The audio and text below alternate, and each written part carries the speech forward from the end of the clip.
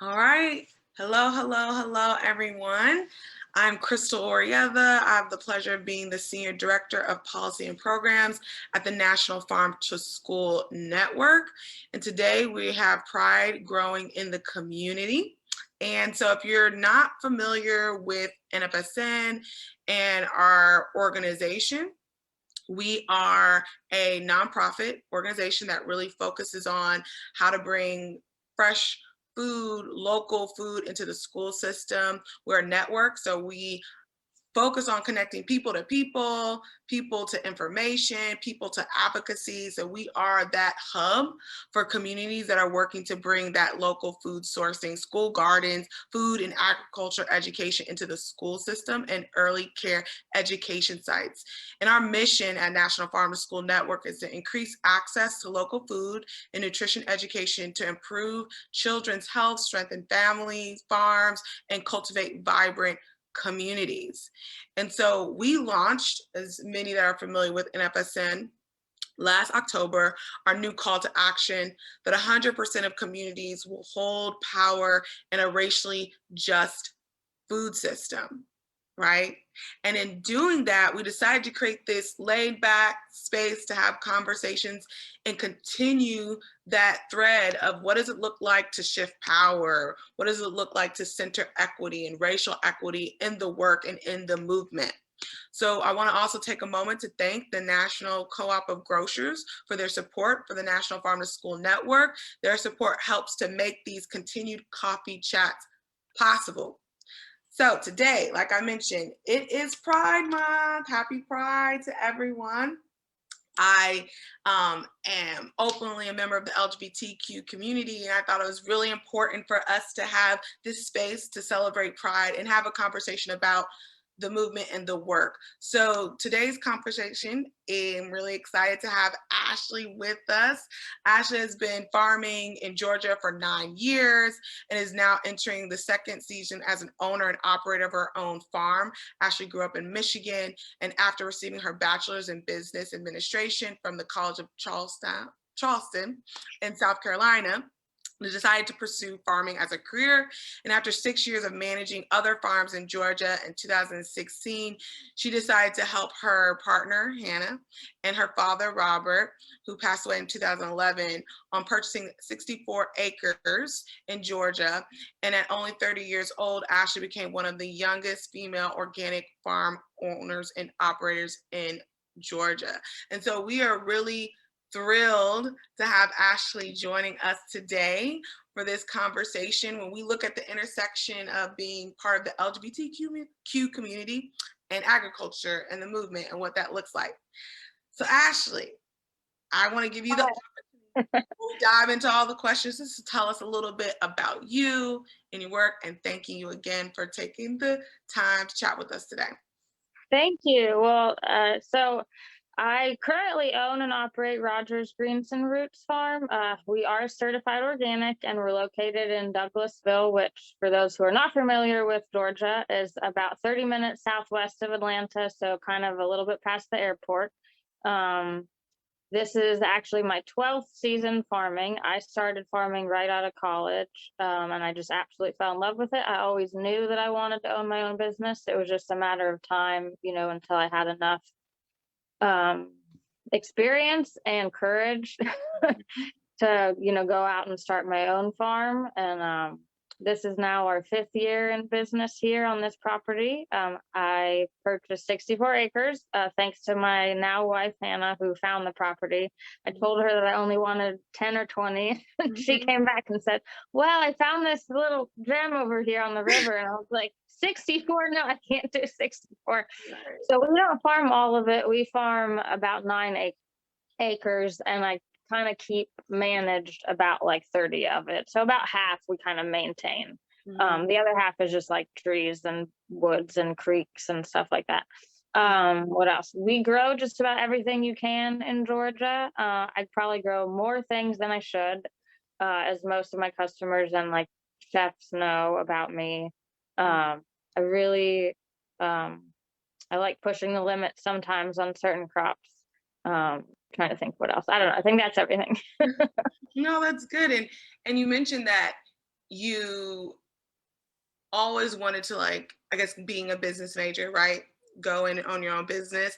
I myself am also a business major. I don't know how I ended up in policy and programs. So I understand that idea, but what attracted you specifically to like farming? Like how did that click as like the business that you wanted to do? Um, that's a good question. Like, it was kind of twofold for me. It was like the first thing that I fell in love with was working outside and just like using my physical being as a person and like feeling good about what I'm doing at the end of every day and sweating and growing food and coming home and like eating this just absolute like the best stuff I've ever eaten before, and it was stuff that I grew and I harvested and I prepared at home. It wasn't even going out to a restaurant. And that was like very, very impactful for me. It just felt like for the first time in my career, I was doing something super meaningful, not only to like me, but to like the people that I was growing food for. Mhm. And the business side came later. It was like my first season farming. It was all coming together for me, all the different pieces of the puzzle.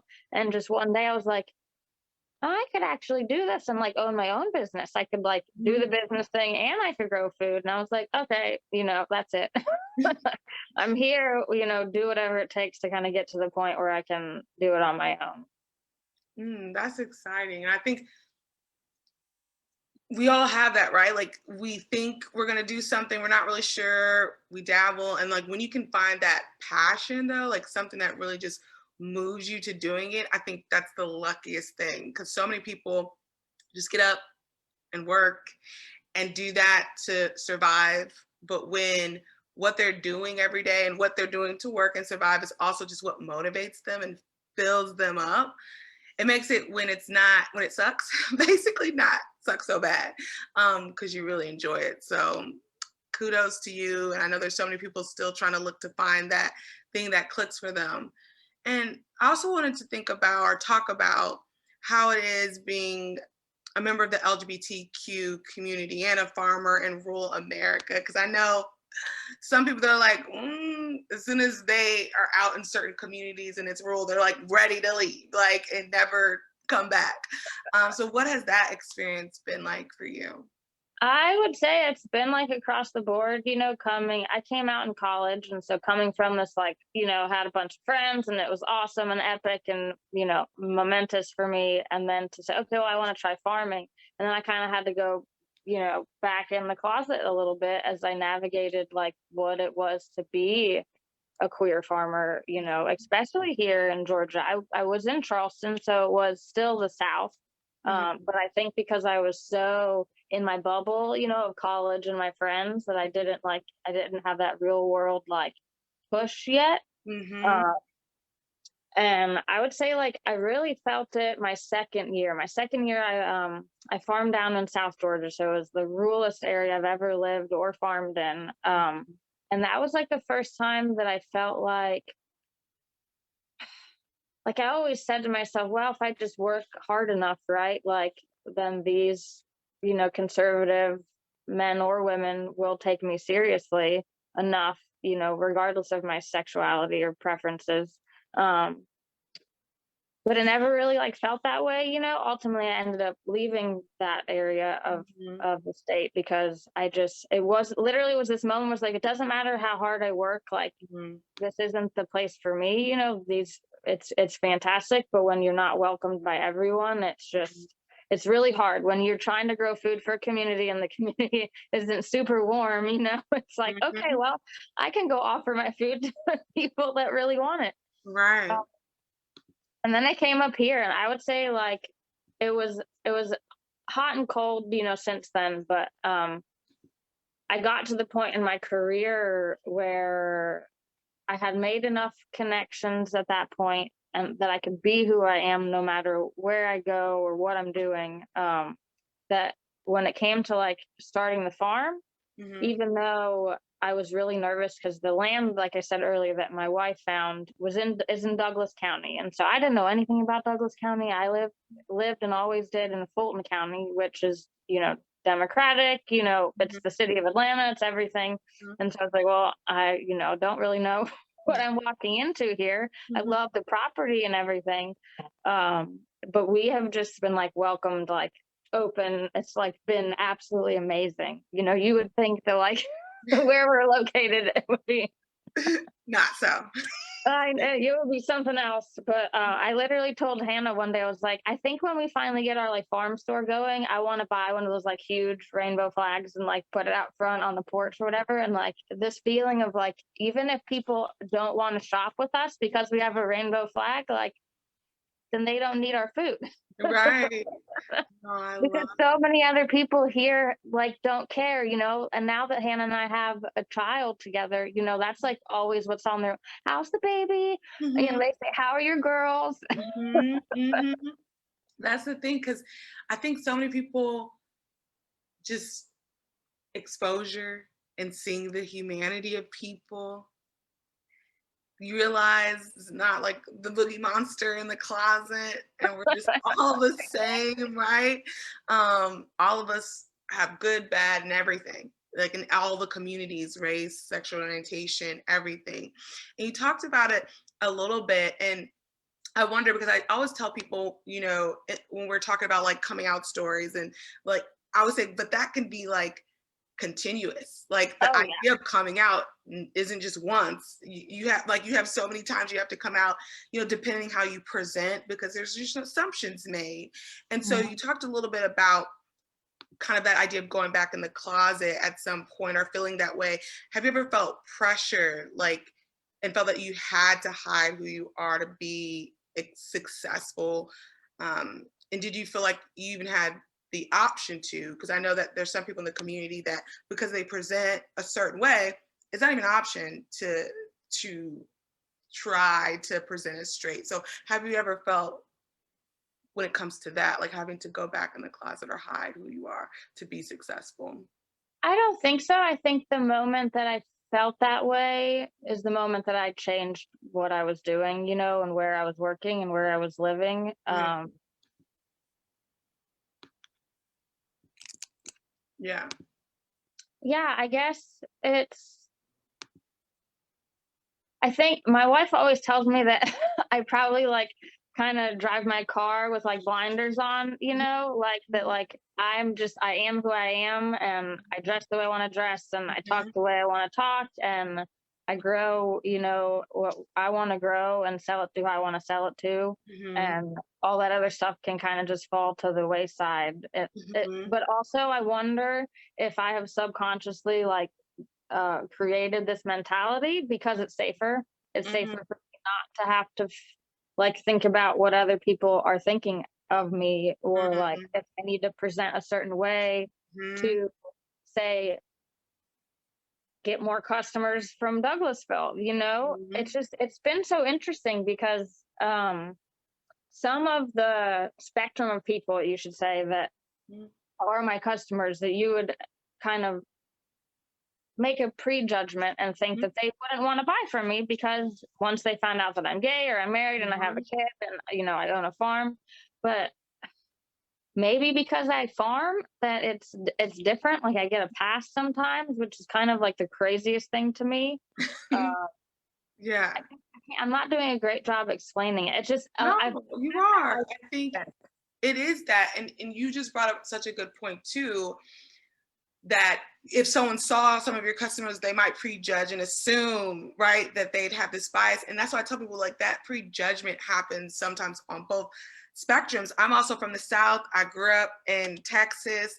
And I remember being like afraid to go certain places, like thinking, oh no, this isn't gonna work. I just look around the room like, oh, this is not gonna be good. And it was total opposite experience, right? um because just how I was afraid like they might make an assumption about me and treat me a certain way because of what I'd seen and like what people project like someone that's going to be homophobic or racist looks like. I assumed and was prepared to get that reaction, but it's not. And so it's just another example about just because someone's from rural America or from the city or black or white or southern or from the north, that doesn't mean that they're going to buy into whatever that stereotype is. So I think that's an important like lesson, that I learned personally when I going to the South in some areas that I've been in. And I know that leads me to this next question. When we talk about food access, right? In all these conversations, we usually have it in a very like urban setting when we're talking about food access and communities not having access to food. But what would you say some of the barriers are for food access in rural America, and how are some of the ways that you've addressed those different challenges in your community? I mean, I feel like it's really hard. I had this conversation with someone the other day about like SNAP benefits and EBT and like Wholesome Wave, and how all of the farmers market, not all of them, but at least half of our farmers markets in Atlanta take EBT. And we are part of Wholesome Wave. So when you go shopping, you get your EBT doubled, you know. So if you want to spend $20, we give you 40. Mm-hmm. And I think for me, it's like still we're stuck in the education. It's like we have these awesome programs and all these farmers markets that anyone, you know, regardless can come and shop at, but it's still this like prejudgment, right? You think farmers market, you think it's expensive, oh, it's organic, oh, it's local, I can't afford that, I don't want to go there, I'm going to be judged, or, you know, or Mm-hmm. something like that. And I guess like for where we are here, like even in Douglas, like the access to organic food is like even at a grocery store, it's nil. You know, we don't have like down here, you know, we don't have a Whole Foods, we don't have a Sprouts, we don't have a Trader Joe's. You know, there's literally not any grocery store besides like a Kroger that might have a few organic things. And Mm-hmm. we're in it. We're 30 minutes from Atlanta. You know, you would think that we would have people would have access to that, and they don't. And I think part of why we chose the property, despite its, you know, inherent farmland capabilities, was its location, was saying, hey, there isn't anything out here, was that our long-term goal was that we wanted to have a farm store, was that that's kind of how we felt we could serve the community, you know, was to give access to it and not like limited access. Like you have to pick up, we only offer pickup 1 day a week, you Mm-hmm. know, you got to pre-order or you got to pay ahead of time, you know, you don't get to pick out what you want. But having a farm store that's open, you know, regular store hours that anyone can come, maybe we can, you know, sign up and get part of the EBT Wholesome Wave program. Mm-hmm. Um, I don't know if I answered any of that, but No, you did. Definitely. Because I think sometimes we forget that those same barriers and challenges that we see in like urban translate just the same in rural around access and like you said, how far.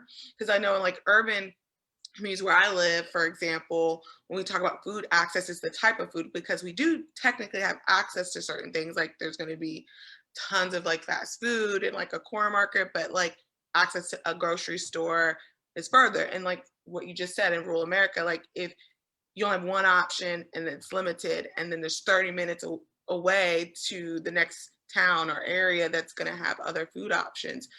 So it's, I think sometimes those two different communities are made to be seen at odds, are so different, but the barriers are so similar to food access, and the story is so much the same when it comes to access. So I think that's definitely true. And to that point of being like us, I always think of big ag and then like our smaller like family farms.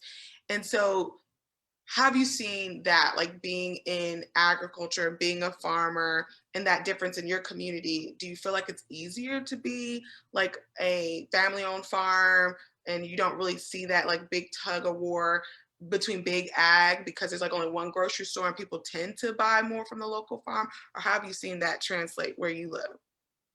well, I guess like from a grocery store aspect, like we're still a very small farm, you know, like we sell directly to consumers. So whether it's directly to an individual or a restaurant, or we do one wholesale business that we sell to, but then they just distribute straight to people's doors. Um, so I haven't had much experience selling to grocery stores, so I don't really feel the big ag pull because I it's weird. It's like I am a farm, but it's like different like spectrums almost, you Yeah. know, it's like they're over here and I'm down here, Mhm. and yes, we do the same thing, but It's different. Like you're kind of in two Different. different lanes. Yeah, and I Yeah. feel I realized I answered the last question with this like narrow-mindedness of like only thinking organic access, Mhm. and not just like access in general to produce, which is Mhm. very true. Which is very true. Even like I said here, a lot of the Mhm. grocery stores don't have the greatest quality of stuff or Mhm. selection. Mhm. Uh, Even being this close to the city, I remember being down in South Georgia, and we had, a Piggly Wiggly and an Ingles in town, which had very few vegetables, and I Mhm. had to travel an hour to the grocery store to find anything organic, and that was a struggle. And I'm pretty sure it's like that in pretty much all of South Georgia. Mhm. Yeah, that would make sense. And so since you feel like from your experience, big ag and like family farms, it seems so different. What would you say are like the specific challenges that you face being like a smaller farmer and not like in big ag? Like what would you say is like some of the number one challenges as a farmer? Like from a farming standpoint, or from a selling it, like from growing it or selling it or running a business, or Yeah, I guess if you heard that question, what would pop in your mind? Would it be like the business part? Would it be the growing part? Or like if I you think could say, I need this is the biggest challenge. And if we address this, it'd make my life easier. I would think it's tough going from the question that we just answered. Hmm. I honestly would say putting more value in, like, in what I'm doing, like, Hmm. which basically translates to wanting to spend money on local food. I Hmm. wouldn't even say that like I want to sell my food for more. It's just that if people will seek it out, if people will say, "Hey, I'm gonna want to spend my food dollars with you instead of with Kroger or Publix or some other grocery store chain," um, Hmm. how much of an impact that can make on so many small farms like us. Hmm. I love that. That's that culture shift of like understanding and that thoughtfulness about where we put our dollars and it's not like it would mean all grocery stores go away because there's things we would need grocery stores for, but being Hmm. thoughtful about, but we have these local producers in our community and we could get this locally and we could, put that money back into like our community for these items. So I think that that culture shift is such a huge thing that could help a lot of local farmers. And that actually was perfect about that values piece into this next question because from a producer, right, that perspective of like you grow food and you also have to buy food and eat it, like you're the customer, right, as well. And we've always had this like conversation around the cost of food versus valuing food and the labor that goes into producing food. And both are important topics. And the kind of question is how do we do both? Like have that conversation where we can value those that harvest and grow and produce and distribute food, but then also have the conversation of understanding sometimes the cost because of all those other mechanisms that happen in the industry and how government sometimes with subsidies and it creates this big gap with food that the customers only see that end point of like, well, this is $1 and this is 5, and they don't really understand maybe the ins and outs of that. So how do you think we can do both, value both of those things and have space for both of those conversations? I mean, just education, but that's so challenging, right? Because Yeah. even people come to I'm at the farmers market. I grew everything on the table. You can ask me any question that you want, but people aren't going to necessarily ask the questions like, well, what did it take to grow this $5 head of broccoli, Mhm. and I could very educated answer them. That was not proper grammar. I could answer them in an Mhm. educated manner. Um, Mhm. but yeah, for years I've had this idea of like taking it would have to be like a photographer, videographer to do it, but to take a video of from like putting the seed in the seed tray, watering it, putting it outside, moving it onto the tractor, planting it in the ground, watching it grow, coming back, harvesting it, bringing it into the barn, washing it. Okay, it now goes to market. Okay, I'm putting it out. Like this one head of broccoli, probably had been touched 10 times, by the time it got to you. Mhm. So why wouldn't you want to pay more money for something when you can literally see where it came from, Mm, when you can't do that with a lot of stuff. It's still this like every time you go into the gas station or like a convenience store, it's this feeling of like, why do you want to spend $4 on that, but you don't want to spend $4 on a bunch of carrots, that I mhm, seeded and weeded and hand dug and bunched and sprayed and brought mhm, to market, you mhm. know? Yeah, I think that's so important, like understanding and knowing the story behind it, and then thinking about because many people in the movement know, like the government comes in and subsidize certain things that allow certain things to be the cost they are. So what would it look like to spend a lot of those dollars more so in like rural, small, local farms, right? And then also, I tell people it's so complex because to have that conversation, it's not just to have a conversation about the cost of food, but then what really the conversation is wages, right? And I always tell people like, you want to cut this part, but really it's a whole nother conversation that really needs to happen, right? Is how much do people make? Housing, which is the largest like expense for any person, right? Is how much they're going to put into their home and where they have to live. And so I think sometimes people get caught up on this one aspect of it when really it's like such a bigger issue, and which is why I think is that intersectionality of understanding like food justice and workers rights and understanding like housing and economic justice. Like you have to be having that full conversation, because just trying to tell like farmers or people to lower the cost of their food, is that really the solution? Is that gonna put really more money in people's pockets for their home and for things? Not really, not in a large scheme of things. So it's like, yes, it's a fair point, but what's the real solution to the problem, right? Maybe it's kind of in a bubble, but to think that the solution would be for us to charge less, which is astronomical because I can barely make ends meet as it is. Hmm. So it's just like, when I go to Home Depot and I spend 6 times as much on a 2x4 now as I Hmm. did 2 years ago, why can't you look at that? The housing market is out of control right now. Right. Hmm. Out of control. The building industry is out of control. Like Yeah.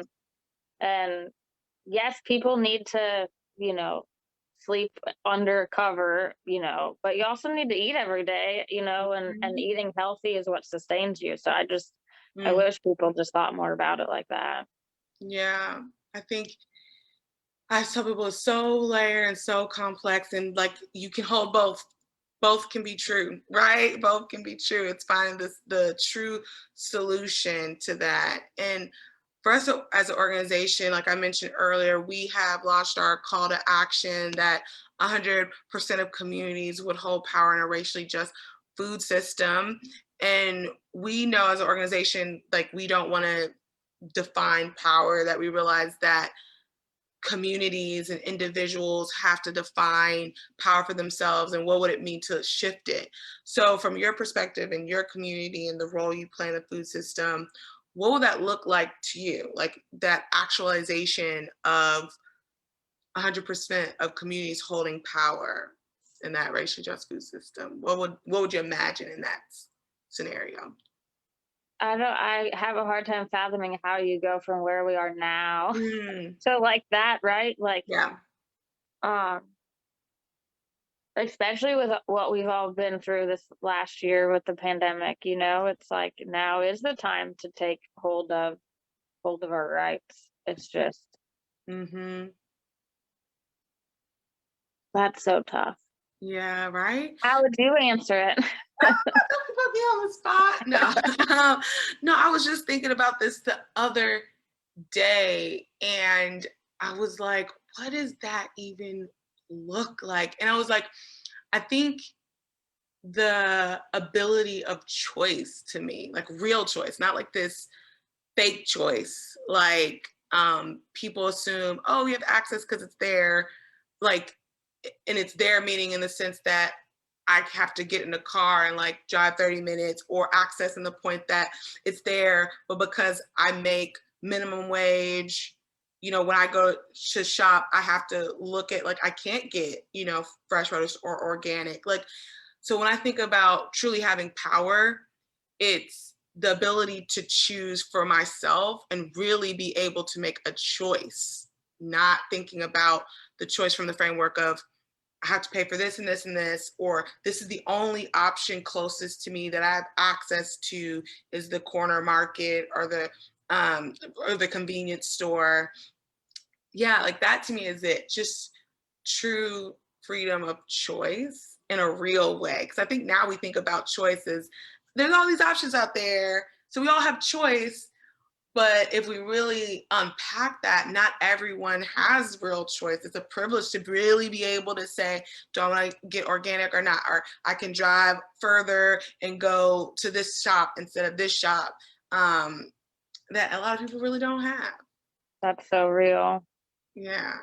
Yeah. I did it, yay! No, but it is a hard question. It's really hard to think about because you hit the nail on the head because it's so far from where we are. It's so far from our current reality. And we were doing this session internally at NFSN, and one of the questions were like, what are the current policies and practices that we think are creating a racially just food system? And I was just like, none.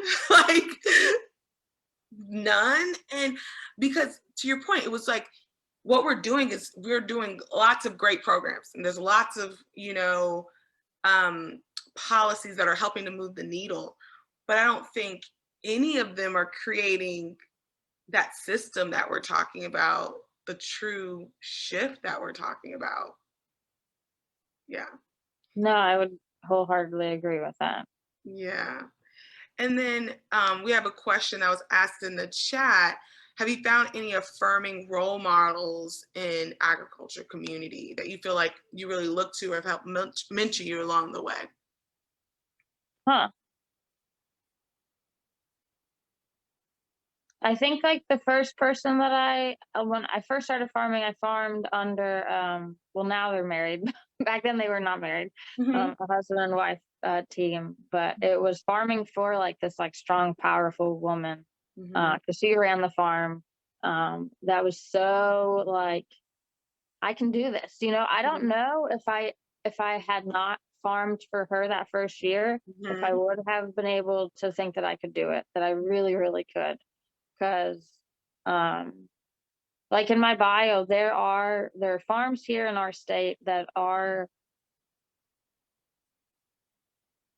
female, owned and operated, but I really can't think of very many that, if not more than one, that don't have a man involved, they're not married, or partnered with someone else. And so I didn't really have like, I literally didn't have any queer farming like role models growing up. Hmm. Not one queer farmer that I knew coming up, when I was coming up in my career. Hmm. Uh, and so that was like really important to me, was to try to be this like little beacon of light, in Atlanta. Which you think big city, Hmm. queer people, not Yeah. too much.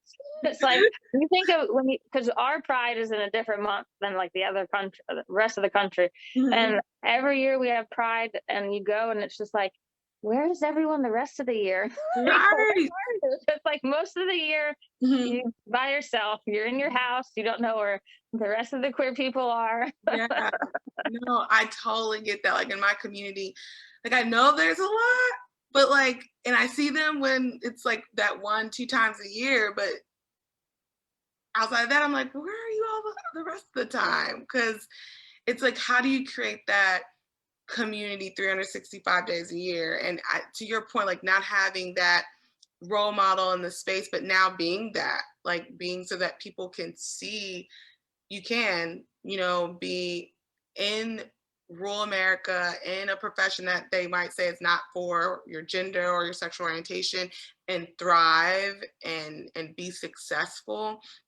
And that's a tangible option because I think for so much of our community, we might feel like we can't live in our maybe hometown or where we grew up because that's just not even an option for us. Like we have to move somewhere else. We have to live in a city because we won't be safe or accepted or successful. And so I think that's what's really awesome about your story is that you show that that is possible and that is an option. And so that's shows that beacon of light for members of the community that want that. Like, because you can want to live in like the rural America and want to live in that small town and want to have that type of lifestyle. And I think it also speaks that story to people that live in rural America. It's like we don't bite and there's an opportunity and you know to welcome like that diversity into your community because it's just going to add you know add something to it, not subtract or change it into something horrible but be positive. So I'm really glad that you're here to be that for you know so many people that are going to come before you. And so are there any ways that young people like that are thinking about this or any way that you like work with or create that space or maybe organizations that you work with? I try to, in terms of like,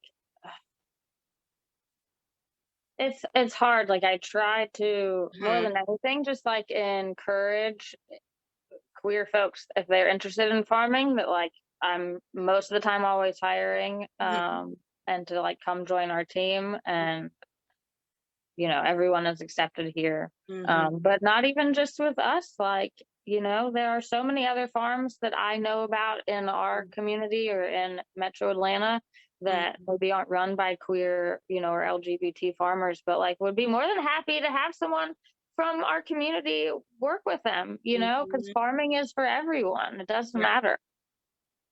that's amazing. So everyone heard it. Call Ashley. She gonna hook you up with a job. I am hiring right now. Well, see, I didn't put on the spot. She is hiring. But I really have enjoyed this conversation. I'm so glad that we were able to do this for Pride to create the space to look at that intersectionality of us as human beings because we always, everyone holds so many multiple identities and ways in which we walk and show up in the world. And we have to remember that, that there's not this one way in which, if you're a member of the LGBTQ community, if you're a person of color, that you show up and these are the professions and this is the community to live in. And we're not monolithic, right? That there's so many different layers to us. And so I think this conversation was important to have because I think some people, even if they don't voice it, might think, oh, there's queer women farmers. Like that's a thing. They exist. Yes, they exist. Ashley's one of them. So we've proven it now. But yeah, I just thank you for being vulnerable and willing to have this conversation and just live unapologetically and wholly yourself because I know that that is a hard thing to do. That you can fear. Um, it's a real thing, like fearing for your safety in your life. Sometimes just being free to like walk in the world, and you do that, and you create a space for other people to do that too. So I appreciate that. Thank you. You're welcome. And so, everyone tuning in today, if you want to learn more about Ashley, we'll drop the link here in the chat and really tag people, share this. If there's people that you know that are part of the LGBTQ community that have been thinking about farming and you know this is part of their story and you want to share this is just like that beacon and the possibility, do that and then share it to other people, all of our allies, and people you think that just need to know that we exist. Share it with them too, and reminding people to like our page, make sure that you follow us on Facebook and join our e-newsletter to stay up to date for next month's coffee chat and what we'll be talking about. And if you found this conversation valuable, we appreciate and welcome your donations. And you can see all of those links in the chat box. And I will give you a second, Ashley, if you want to leave anyone with any last words or thoughts. I don't know. You did such a good job. I don't think I can follow that. Well, no, you did an awesome job in this conversation, and I appreciate you. So happy Pride, everyone. Tune in next month. Thank you again, Ashley. I'm Crystal Orellana, the Senior Director of Policy and Programs for the National Farm to School Network. If there is a topic that you want me or anyone from our staff to cover, if there's someone that you love for us to sit down and have a coffee chat with, please reach out and direct message us on our page. Until next month. Bye, guys.